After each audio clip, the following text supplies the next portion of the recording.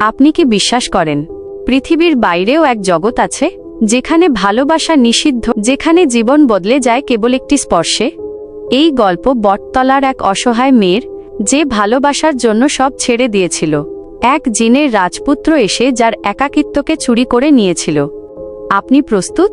তাহলে চলুন প্রবেশ করি সেই নিষিদ্ধ রাজ্যে। একদা এক ছোট্ট গ্রামে বাস করত এক মেয়ে, নাম তার আলো। সে ছিল বড্ড অসহায়। বাবা মা কেউ ছিল না, একটি জীর্ণ কুঁড়ে ঘরে সে একা থাকত। গ্রামের মানুষ তাকে করুণা করত বটে, কিন্তু সাহায্য করার কেউ ছিল না। তার জীবনে শুধুই দারিদ্র্য আর একাকিত্ব।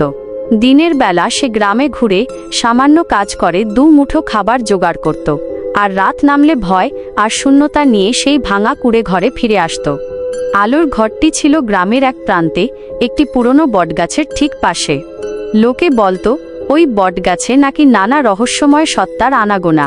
এসব কথা আলো শুনেছে, কিন্তু পেটের জ্বালায় তার এসব ভয় পাওয়ারও সময় ছিল না। এক রাতে আলো যখন শুয়েছিল, তার মনে হচ্ছিল ঘরের মধ্যে যেন কেউ হেঁটে বেড়াচ্ছে। মৃদু, প্রায় শোনা যায় না এমন পদশব্দ। আলো ভয়ে জড়সড় হয়ে গেল। সে চোখ বন্ধ করে শুয়ে রইল। হঠাৎ একটা নরম ঠান্ডা বাতাস এসে তাকে ছুঁয়ে গেল।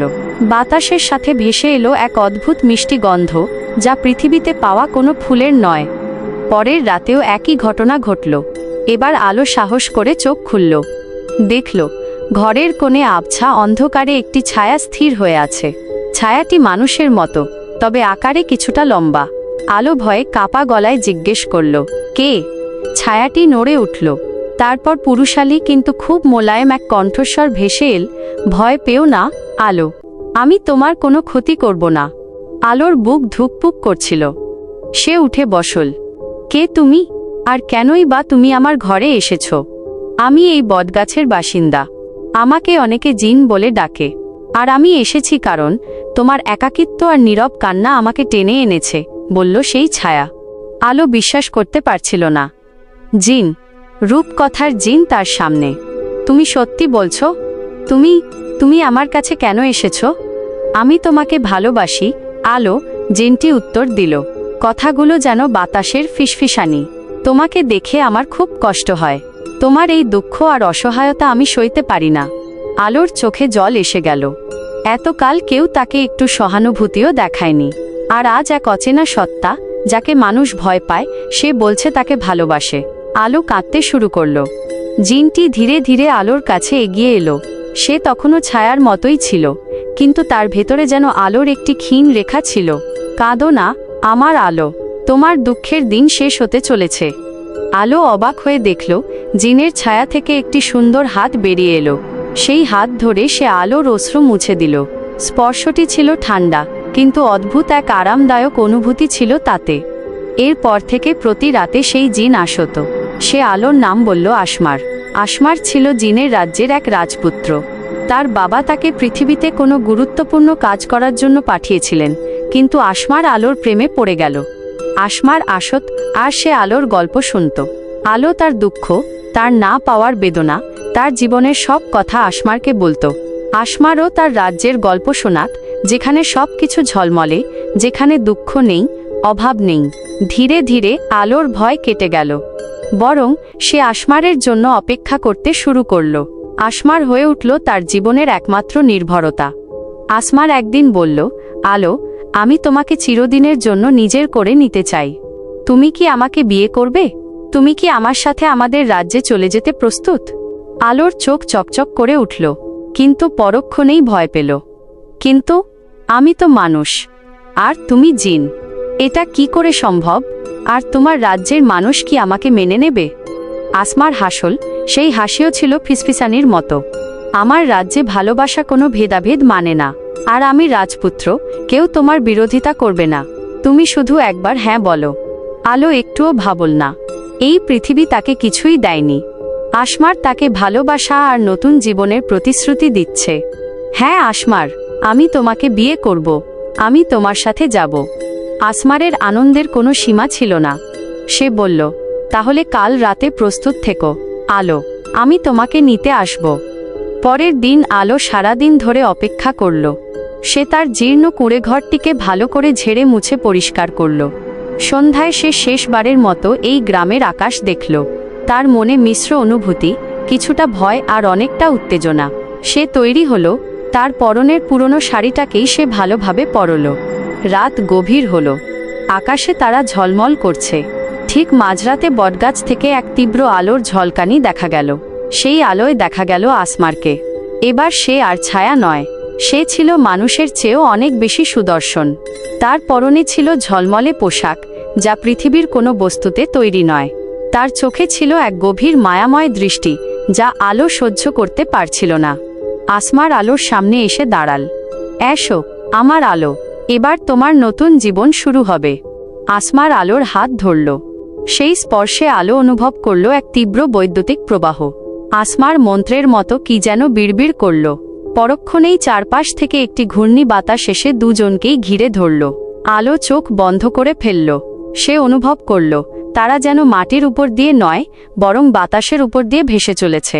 মনে হচ্ছিল সময় যেন থেমে গেছে। কতক্ষণ তারা এভাবে গেল আলো জানে না। যখন সে চোখ খুলল, সে দেখল তারা এক নতুন জায়গায় এসে পৌঁছেছে। এটি জিনের রাজ্য। আলোর চোখ ধাঁধিয়ে গেল। চারপাশের সবকিছু যেন ঝলমল করছে। মাটি নয়, বরং সেখানে রূপালী স্ফটিকের পথ। আকাশ নয়, বরং উপরে দেখা যাচ্ছে হাজারো রঙের আলোর খেলা। গাছপালাগুলো সব সোনার মতো, আর পাতাগুলো হীরার মতো চিকচিক করছে। এখানকার বাতাস মিষ্টি গন্ধে ভরা, আর বাতাসে ভেসে বেড়াচ্ছে এক অচেনা সুরেলা সঙ্গীত।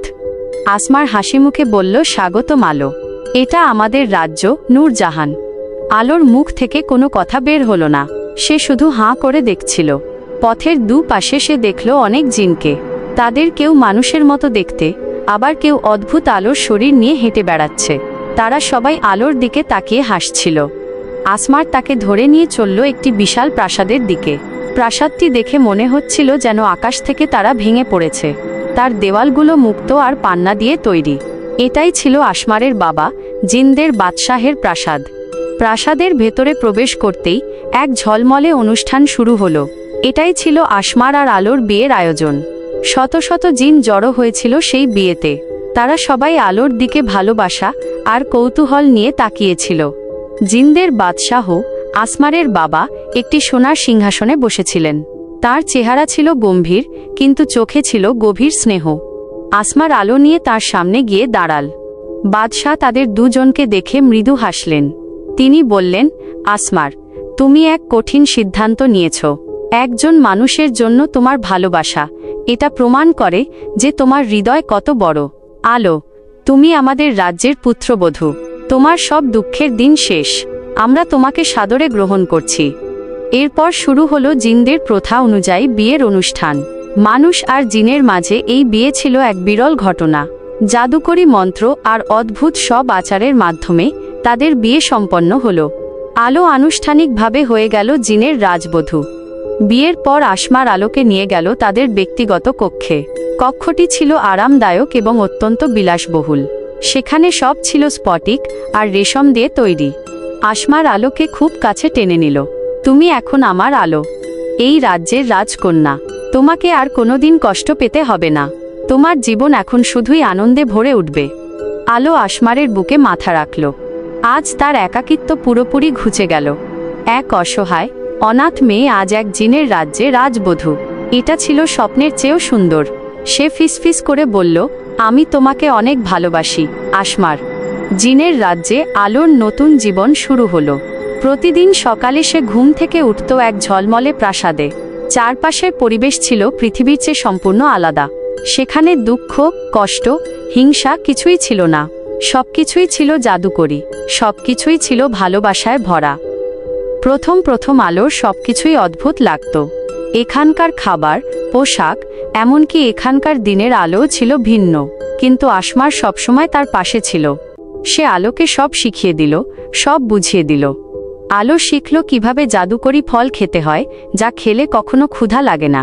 সে শিখল কিভাবে জিনের পোশাক পরতে হয়, যা গায়ে দিলে ঠান্ডা বা গরম কিছুই অনুভব হয় না।